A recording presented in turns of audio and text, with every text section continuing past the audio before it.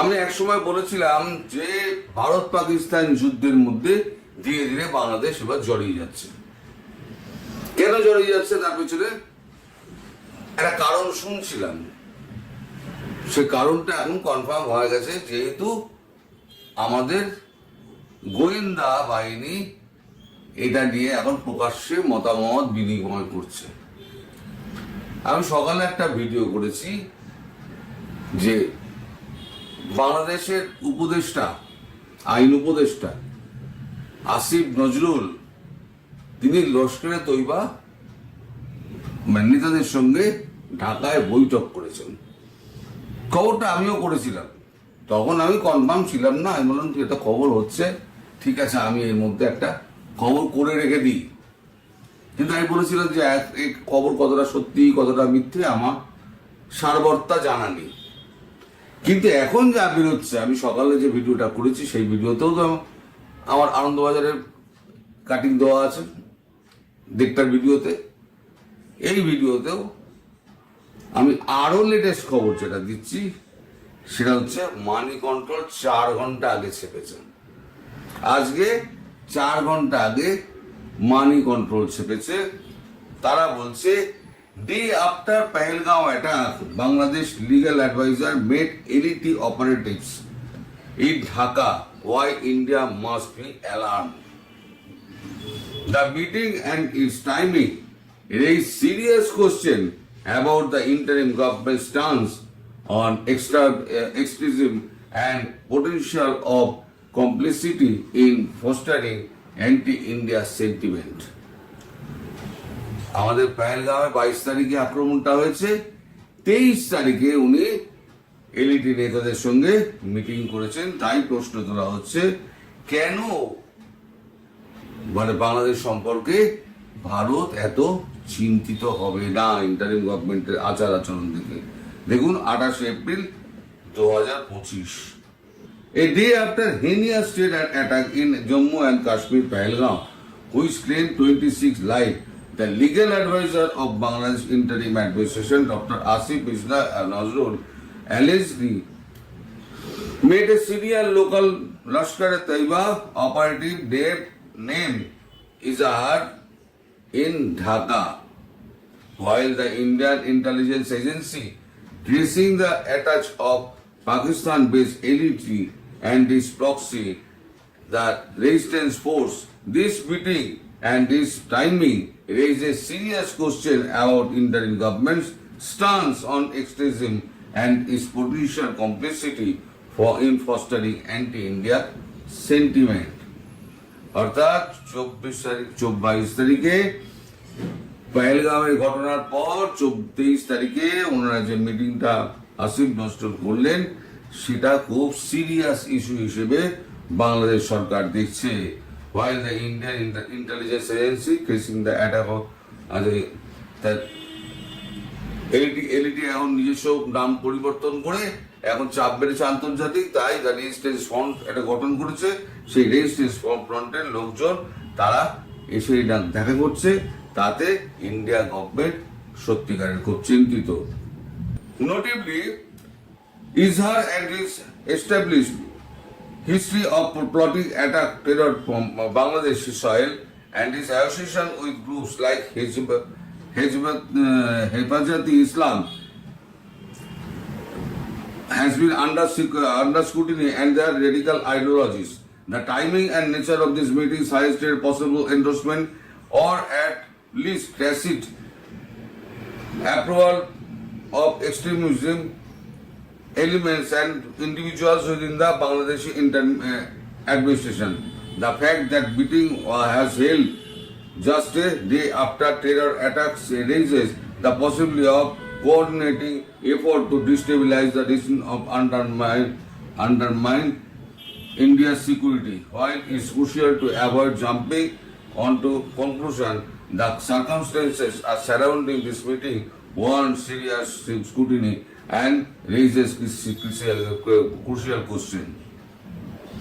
অর্থাৎ তার সঙ্গে যে হেফাজতে ইসলামের সঙ্গে তার যে যোগাযোগ, এই যে ইজাহার, তার যে যোগাযোগ এবং তাদের আইডিওলজি বাংলাদেশের মাটিতে বসে তাদের যে এই মিটিং, এইটা ভারতবর্ষকে ডিস্টার্ব করার জন্য বলে ধরে নেওয়া হচ্ছে।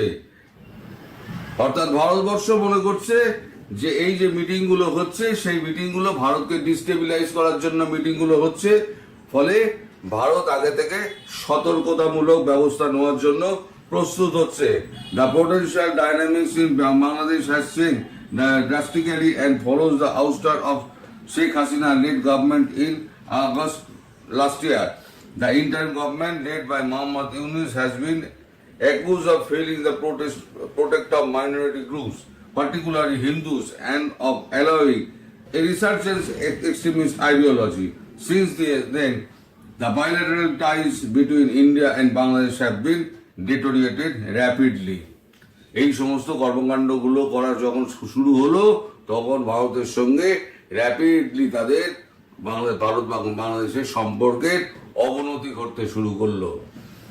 এখন এই যে ভারত পাকিস্তান যুদ্ধ যেটা শুরু হয়েছে, মানে শুরু হবে, সেখানে তার একটা আঁচ এসে পড়বে বাংলাদেশে। আমি গতকালকেও বলেছি, আজকেও একটা বলেছি যে পাঁচ এসে পড়ছে। তার এইটা কারণ যে হিন্দু হিসেবে যে নির্যাতনগুলো করা হচ্ছে সর্বত্র, অর্থাৎ টেরোরিস্টদের একটাই স্ট্রাইক হয়ে দাঁড়িয়েছে, সেটা হচ্ছে হিন্দু নিধন।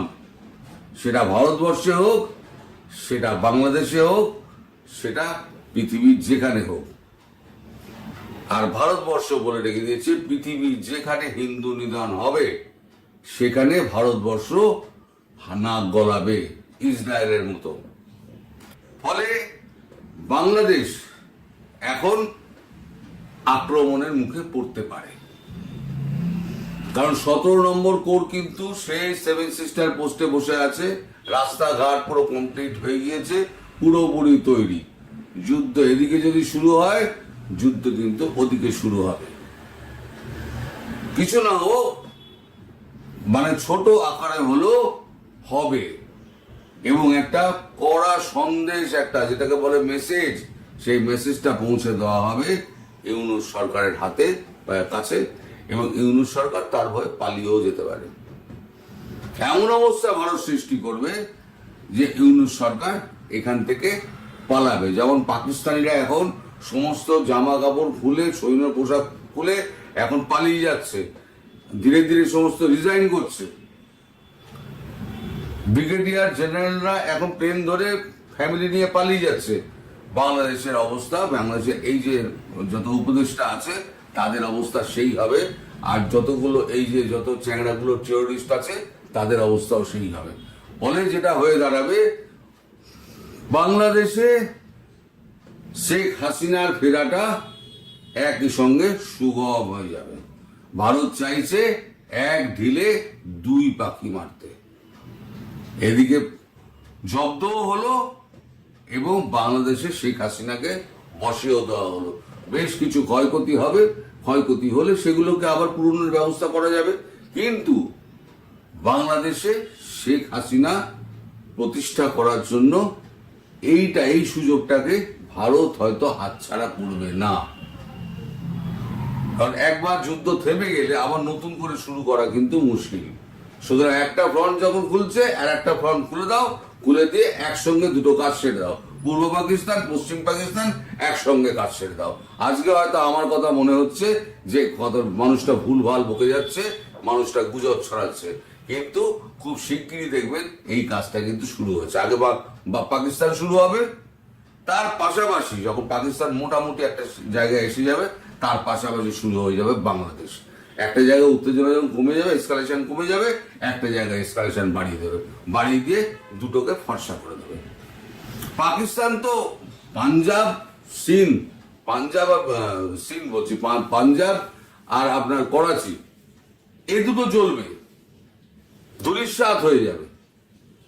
ঢাকার কি অবস্থা হবে সেটা এখন বড় প্রশ্ন হলো, ঢাকার কি অবস্থা হবে?